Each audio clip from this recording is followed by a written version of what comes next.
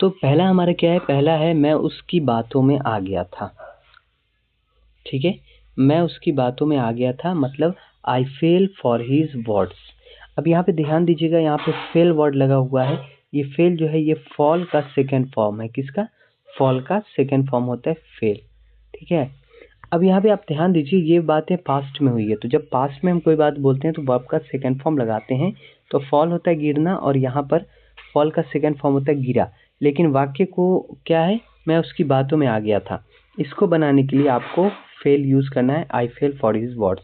दूसरे तरीके से इसी बात को बोलने के लिए हम बोलेंगे I got into his words, into his words. ध्यान दीजिएगा, आप इसे भी लिख सकते हैं इनटू हिज वर्ड्स। यहाँ पर गेट से सेकेंड फॉर्म बन गया गॉट। ठीक है, गेट का सेकेंड फॉर्म क्या होता है? गॉट होता है। ये गेट है, V1 है, और ये आपका हो जाएगा V2। ठीक है, तो जब आप पास्ट में बोलेंगे तो आपको हमेशा किसी भी वर्ब का सेकेंड फॉर्म ही लगाना होगा। देखिए, मेरा फ़ोन चार्जिंग पर था मतलब पास्ट, तो मेरा फ़ोन चार्जिंग पर था, ये बोलने के लिए हम सीधे बोलेंगे my phone was on charge. मेरा फ़ोन कहाँ था? चार्जिंग पर था। मेरी तरफ गुस्सा मत करो।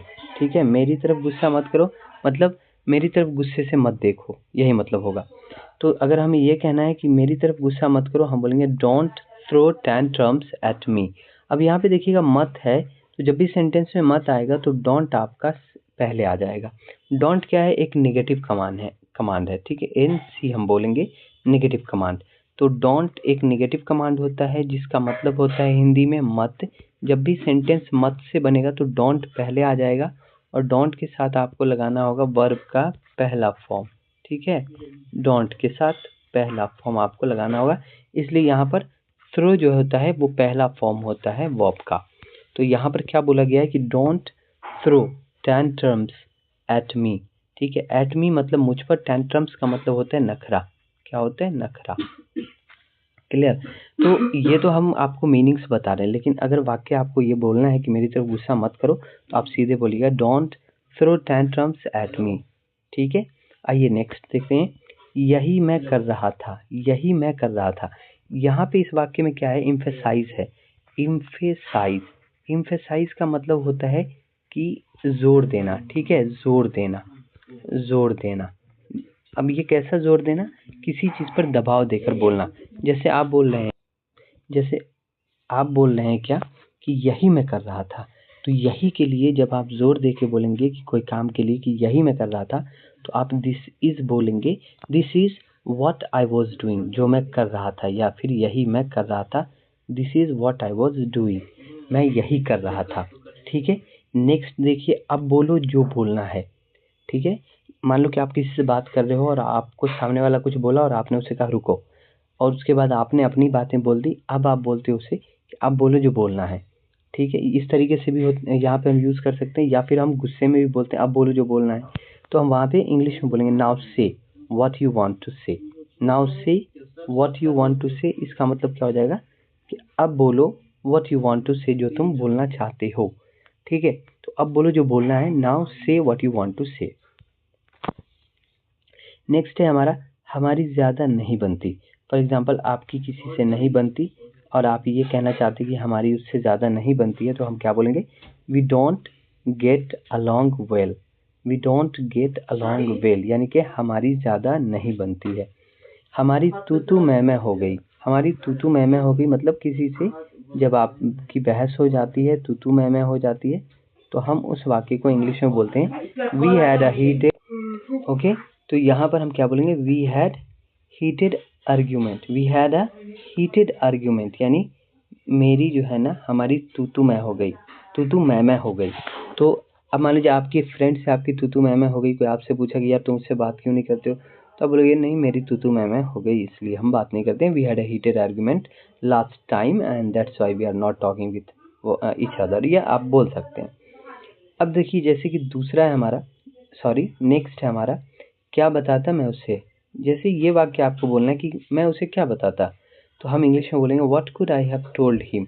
ये जो कुड और हैव देखिएगा, ये ध्यान दीजिएगा, ये सेंटेंस में जब आप ऐसे स्ट्रक्चर्स बनाते हैं कुड हैव से जोड़कर, तो वर्ब हमेशा जो है थर्ड फॉर्म में यूज़ होता है। जब भी कुड हैव यूज होगा और वर्ब यूज होगा तो वो थर्ड फॉर्म में यूज होगा। तो टेल का जो थर्ड फॉर्म होता है वो टोल्ड होता है, सेकेंड फॉर्म भी और थर्ड फॉर्म भी। लेकिन हैव के साथ जब भी वर्ब आता है तो वो थर्ड फॉर्म ही यूज होता है। What could I have told him, मैं उसे क्या बोल सकता था, क्या कह सकता था, बता सकता था, यही मतलब होता है। तो इसी वाक्य को बोलने के लिए जैसे कि क्या बताता मैं उसे, what could I have told him. आखिर तुम गए कहाँ थे। अब मान लीजिए कि कोई आपका भाई या आपके घर का कोई बच्चा कहीं घूमने चला गया बिना बोले, तो जब वो आता है तो आप पूछते हैं आखिर तुम गए कहाँ थे। Where did you go after all, ठीक है, where did you go after all, आखिर तुम गए कहाँ थे। आइए नेक्स्ट देखते हैं, नेक्स्ट क्या है हमारा। नेक्स्ट है हमारा यहाँ पे, मैं कहीं नहीं जा रहा हूँ। तो ये तो सिंपल है, चलिए मैं कहीं नहीं जा रहा हूँ, मैं कहीं नहीं जा रहा हूँ। I am not going anywhere, anywhere मतलब कहीं, I am not going anywhere. आइए नेक्स्ट देखते हैं हम लोग, मैं यूँ गया और यूँ आया। अक्सर आप देखते होंगे मजाक में भी ये बातें बोली जाती है कि मैं यूँ गया और यूँ आया। I will be back in a flash, I will be back in a flash का मतलब हो जाता है कि मैं यूँ गया और यूँ आया। जब आपको ये कहना है तो आप बोलेंगे I will be back in a flash. और क्या करता तो फिर, और क्या करता तो फिर, ये जब हम गुस्से में बोलते हैं तो इंग्लिश में बोलते हैं व्हाट इल्स। यहाँ पे और क्या के लिए व्हाट इल्स वर्ड का यूज़ किया गया है। व्हाट इल्स का मतलब ही होता है और क्या। तो और क्या करता तो फिर, what else could I do then, मतलब और क्या मैं कर सकता था, ठीक है। तो what else could I do then, और क्या करता तो फिर, ये बोलने के लिए आप बोलेंगे what else could I do then. जले पर नमक मत छिड़को, don't add insult to injury. अब देखिए यहाँ पे मत आया तो डोंट पहले आ गया, ठीक है। जले पर नमक मत छिड़को, ठीक है, यानी कि don't add insult to injury. इसका मतलब हो जाएगा कि जले पर नमक मत छिड़को। मान लीजिए कि कोई आदमी जो है कोई गलती कर गया और फिर उसमें आप आके और कुछ बोलने लगे और उससे उसको और चिढ़ हो रही है, तो इसी को कहते हैं कि जले पर नमक छिड़क देना, जिससे किसी को और मिर्ची लग जाए और गुस्सा आने लगे। तो हम इंग्लिश में बोलेंगे don't add insult to injury. ये पूरा का पूरा झूठ है। It is an out and out lie, it is an out and out lie. इसका मतलब होता है ये पूरा का पूरा झूठ है। मैं वहीं जा रहा हूँ, ठीक है, that's where I am going, मैं वहीं जा रहा हूँ। मान लीजिए वेयर आर यू गोइंग, तो आप उसको ऑलरेडी पता है वो जहाँ से आ रहा है और आप वहीं जा रहे हो, तो आप अगर उसको कहोगे हाँ that's where I am going, मैं वहीं जा रहा हूँ, तो वो समझ जाएगा कि जहाँ वो ऑलरेडी जहाँ पर से वो आ रहा है, आप उसी में कोई प्रोग्राम में या कहीं से भी, तो वो वहीं जा रहा है। तुम बेवजह शक करते हो, बिना वजह के, यू सस्पेक्ट मी अननेसेसरीली। यहाँ पे सस्पेक्ट का मतलब होता है शक और नेसेसरीली, अननेसेसरीली का मतलब होता है बिना वजह। तुम बेवजह या बिना वजह शक करते हो, you suspect me unnecessarily.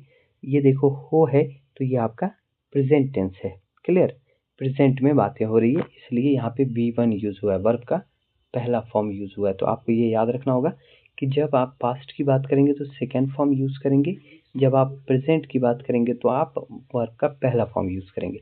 You suspect me unnecessarily, तुम मुझ पर बिना वजह शक करते हो। मैंने उसे तुरंत जवाब दिया, मतलब उसने कुछ बोला और मैंने उसे तुरंत जवाब दिया। अब देखिए दिया, दिया से क्या समझ में आ रहा है कि ये सेकंड फॉर्म है, यानी कि ये पास्ट की बातें कर रहा है। तो यहाँ पे वर्ब का सेकंड फॉर्म लगाएंगे और लगा भी है। यहाँ पे देखिए आई रिप्लाइड, रिप्लाई से बना रिप्लाइड, आई रिप्लाइड मतलब मैंने जवाब दिया, टू हिम उसको, कैसे, तुरंत। तो इंग्लिश में तुरंत के लिए हम एट वंस का यूज करते हैं, एट वंस, ओके। तो यहाँ पे एट वंस का मतलब क्या हो गया कि तुरंत, या अचानक भी होता है लेकिन तुरंत होता है, सॉरी, एट वंस तुरंत। मुझे छिपकली से डर लगता है। अब अगर आपको छिपकली से डर लगता है तो जिस चीज़ से डर लगता है ना, याद रखिएगा, एफ्रेड का मतलब होता है डर और ऑफ बीच में यूज़ करते हैं, और जिस चीज़ से डर लगता है उसको हम ऑफ के बाद रखते हैं। तो अब सिंपल हो गया, मुझे छिपकली से डर लगता है तो हम बोलेंगे I am afraid of lizards, ठीक है। अगर आप बोलिएगा कि मुझे जो है फॉर एग्जांपल कि मुझे मकड़ी से डर लगता है, तो क्या बोलिएगा, I am afraid of spider. Clear हो गया। आइए नेक्स्ट देखते हैं, ये सब उसने शुरू किया था। अब यहाँ पे देखिएगा, उसने शुरू किया था, ये पास्ट की बात कर रहा है, तो आपको वर्ब का सेकंड फॉर्म लगाना है। आप क्या बोलिएगा, ये सब उसने शुरू किया था। उसने के लिए हम ही या शी लगाते हैं। तो यहाँ पे लड़का है इसलिए बोला गया ही स्टार्टेड ऑल दिस। ठीक है, तो ही स्टार्टेड का मतलब क्या हो गया कि उसने शुरू किया, और यहाँ पे क्या है, ये सब, ऑल दिस, यानी ये जो सारी चीज़ें आप देख रहे हो, जो ये सब उसने ही शुरू किया, he started all this. Clear हो गया? आइए नेक्स्ट देखते हैं। नेक्स्ट है हमारा, क्या तुम अखबार ला सकते हो। ये किसी को ये कहा जा रहा है, ठीक है, किसी से रिक्वेस्ट किया जा रहा है कि क्या तुम अखबार ला सकते हो। और जैसे ही क्या पहले आएगा किसी भी वाक्य में, तो याद रखिएगा कि उस वाक्य में जब भी क्या पहले आ गया तो वो यस नो क्वेश्चन हो जाता है। तो सेंटेंस में अगर क्या पहले है और उसके बाद आपका सब्जेक्ट है, जैसे यहाँ पे यू जो है, तुम, वो आपका सब्जेक्ट है, ये देखिए, ठीक है, जबकि इस सब्जेक्ट से पहले यहाँ पे सेंटेंस में क्या है, तो अब आपको ये फाइंड करना है कि इसके अंदर वर्ब कौन सा लगा हुआ है। तो वो वर्ब इंग्लिश में आपको पहले बोलना है और उसके बाद सब्जेक्ट बोलना है। जैसे यहाँ पे देखिए, क्या तुम अखबार ला सकते हो, सकना यानी ये कैन से बनता है, तो कैन यहाँ पे वर्ब हो गया। तो आपको कैन पहले यूज़ करना होगा, उसके बाद यूज़ करना होगा यू, उसके बाद वर्ब। जो भी अब यहाँ पे गेट से होता है, बहुत सारे हम वाक्य बनाते हैं, तो लाना का सेंस भी हम गेट से दे रहे हैं। Can you get the newspaper. अब ये न्यूज़पेपर जो नाउन है वो बाद में आया है सेंटेंस के एंड में, तो यहाँ पर आपको लाना वर्ब जो है वो गेट से बना है। तो अब हम पूरा वाक्य देखते हैं। Can you get the newspaper, can you get the newspaper, क्या आप अखबार ला सकते हैं। आइए अब नेक्स्ट देखते हैं, उसमें ऐसा क्या खास है। अब देखिए यहाँ पर ध्यान दीजिए, जब कोई किसी की बड़ाई करता है और हमें होती है जलन उससे, तो हम कहते हैं उसमें ऐसा क्या खास है। तो उसमें ऐसा क्या खास है, थोड़ा ध्यान दीजिएगा। What is so special about her. ठीक है, तो यहाँ पर उसमें ऐसा क्या खास है, क्या क्या यहाँ पर बीच में आ गया, तो व्हाट इज सो स्पेशल, इतना खास, अबाउट हर यानी कि उसमें या उसके बारे में जो तुम बात कर रहे हो उसमें इतना क्या। तो what is so special about her. बाजार आजकल मंदा है। ठीक है, ध्यान दीजिएगा, बाजार जो है ना वो आजकल क्या है, मंदा है, यानी थोड़ा स्लो है। तो मार्केट क्या है यहाँ पे, the market is down these days. तो मार्केट जो है डाउन है, यानी कि मंदा है, कम चल रहा है।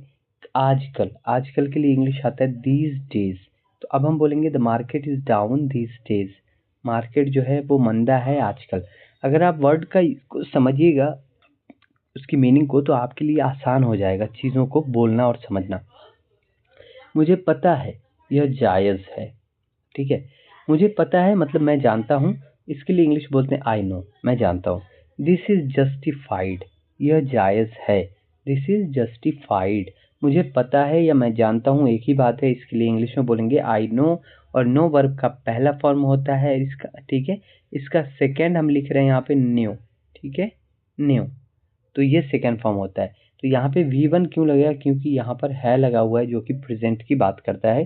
तो प्रेजेंट के लिए हम वर्ब का पहला फॉर्म यूज़ करते हैं।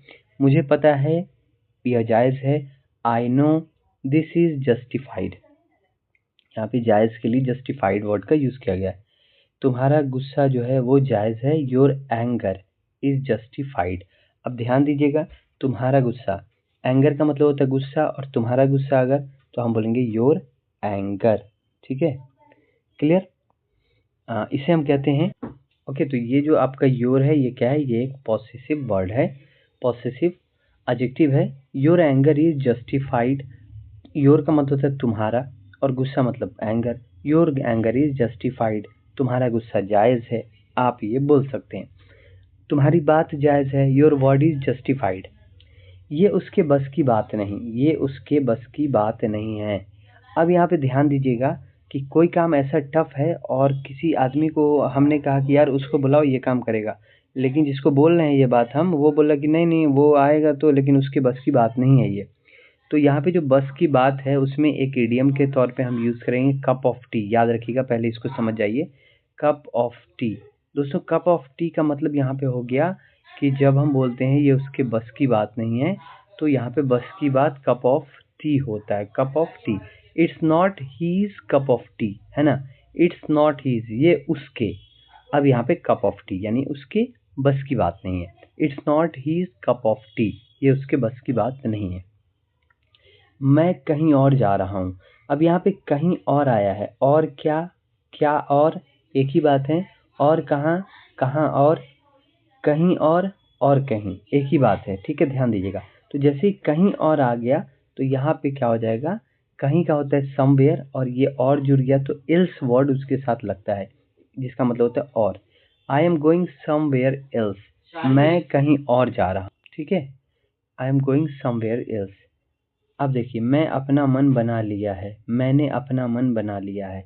I have made up my mind, ठीक है। अब मान लीजिए आप कहीं गए हो, 1 महीना रहे, अब वहाँ से आप आना चाह रहे हो और आपका मन बन गया, आपने अपना मन बना लिया कि अब हमें घर जाना है।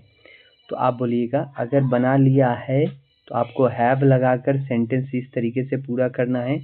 अगर आपने बना लिया था, अगर था होता तो भी आपको कुछ नहीं, हैव की जगह पर सिर्फ हैड लगाना होता और सेंटेंस बाकी पूरा सेम बनता, क्योंकि हैव लगे, हैड लगे या हैज, आपको वर्ब का थर्ड फॉर्म लगाना होगा। तो मेक से बना मेड, इसलिए यहाँ पे बोलेंगे I have made up my mind, I have made up my mind, मैंने अपना मन बना लिया है।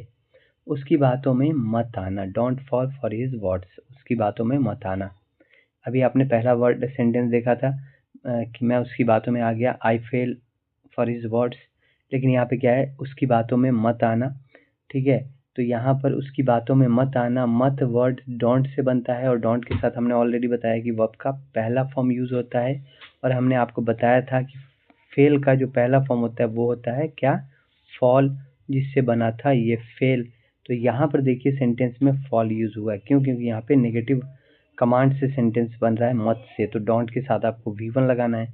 उसी बात को बोलने के लिए हमने क्या किया, don't fall for his words, बाकी सेम है। अब देखिए यहाँ पर नेक्स्ट, वह जुए का आदी है, जुआ मतलब गैम्बलिंग, ठीक है।